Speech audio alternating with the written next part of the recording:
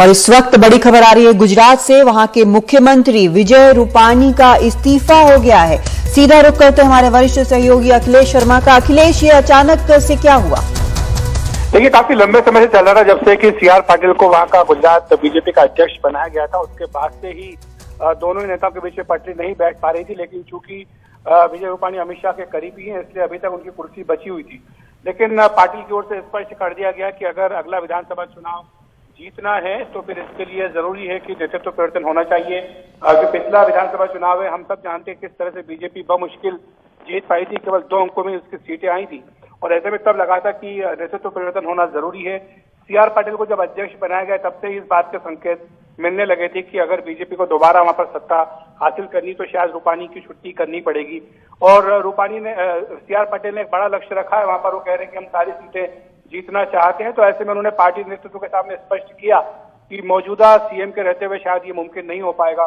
और साथ ही जिस तरह से परफॉर्मेंस रही है अभी हाल के चुनाव में, उसको भी एक बड़ा मुद्दा बनाया गया है। ये भी कहा गया है कि एडमिनिस्ट्रेशन के ऊपर उनकी पकड़ जो है वो ढीली हो रही थी और यही कारण है कि अचानक से, जबकि देखिए आज सुबह ही पीएम मोदी ने एक ऐसे कार्यक्रम में हिस्सा लिया जहां पर गुजरात की कुछ जो योजनाएं थी उनका उद्घाटन किया गया और वहां पर विजय रूपाणी ने इसके बाद कुछ ट्वीट भी किया और उसके तुरंत बाद वो राजभवन पहुंचे हैं और वहीं पर मीडिया को बुलाया गया। ये जानकारी दे दी गई कि वह महत्वपूर्ण घोषणा होने जा रही है और हमें जो जानकारी मिली उसके मुताबिक उन्होंने अपना इस्तीफा राज्यपाल को सौंप दिया है। तो अब जो अगले मुख्यमंत्री हैं, क्या आज ही वो पदभार संभाल लेंगे? उत्तराधिकारी को लेकर के स्पष्टता नहीं है, लेकिन सबसे बड़ा नाम जो चल रहा है आगे वो मनसुख मांडविया का है, जो कि केंद्रीय स्वास्थ्य मंत्री हैं। अभी हाल ही में उनका प्रमोशन किया गया था।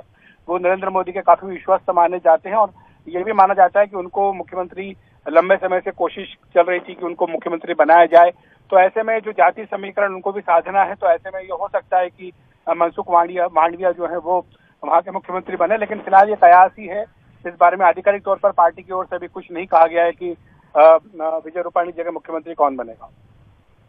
क्या वहां पर, जैसा आप बता रहे थे कि गुजरात में पिछली बार के विधानसभा चुनाव के बाद कई सवाल उठ गए थे विजय रूपाणी के मुख्यमंत्री होने को लेकर, तो क्या इसको लेकर वहां पर बैठक हुई है? यहाँ दिल्ली में बैठक हुई है, उसके बाद ये फैसला लिया गया है? क्योंकि इस तरह से अचानक हटाने के बाद एक ऐसा चेहरा भी लाने की जरूरत होगी जिसके बारे में होगा कि इस पे ज्यादा भरोसा किया जा सकता है। तौर पर ऐसा ही चेहरा होना चाहिए जो जाति समीकरणों को साधे। वहां पर देखिए, जो रूपाणी है वो वहां पर कास्ट न्यूट्रल थे, उनकी अपनी जाति की वजह से कोई पहचान नहीं थी। लेकिन सब जानते हैं कि गुजरात में जो जाति समीकरण है उनको काफी महत्वपूर्ण माना जाता है। खासतौर से पटेल समुदाय जो है उसकी नाराजगी बीजेपी को बीच में झेलनी भी पड़ी थी और वहां पटेलों को संतुलन बिठाने की कोशिश भी बीजेपी ने हाल ही में जो मंत्री परिषद विस्तार केंद्र में हुआ था वो भी साधने की कोशिश की थी, जहां पर कि पटेल के जितने भी फैक्टर्स हैं सारे फैक्टर्स को बैलेंस किया गया था। यहाँ पर सभी जो गुट हैं या कहें कि जो जाति है उनको साधने की कोशिश की गई थी और सभी को नुमाइंदगी भी देने की कोशिश यहाँ से की गई थी। और अभी ऐसा लगा है कि ये फीडबैक मिला था कि अगर बीजेपी को फिर से वहां पर चुनाव जीतना है तो जरूरी होगा। और खासतौर से कोरोना की जो दूसरी लहर आई थी कादम्बनी, उसमें जिस तरह से हैंडल किया गया उसको लेकर के भी काफी नाखुश थे यहाँ पर केंद्र में प्रधानमंत्री। उन्हें लगा कि गुजरात जो कि उनका अपना गृह राज्य है, वहां से जो खबरें आई मिसमैनेजमेंट की और जिस तरह से वहां पर लोगों में हाहाकार हुआ कोरोना को लेकर, उसका भी ठीक संदेश नहीं गया।